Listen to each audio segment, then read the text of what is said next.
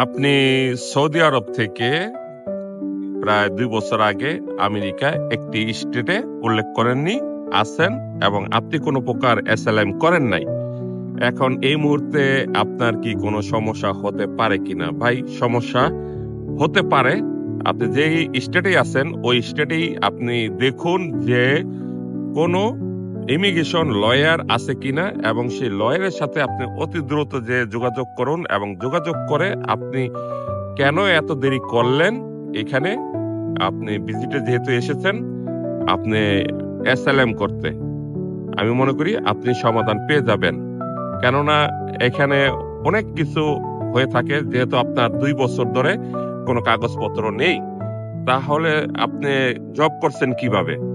এটাও একটা প্রশ্ন এবং আপনি যেখানেই জব করছেন সেই জায়গারও সমস্যা হতে পারে।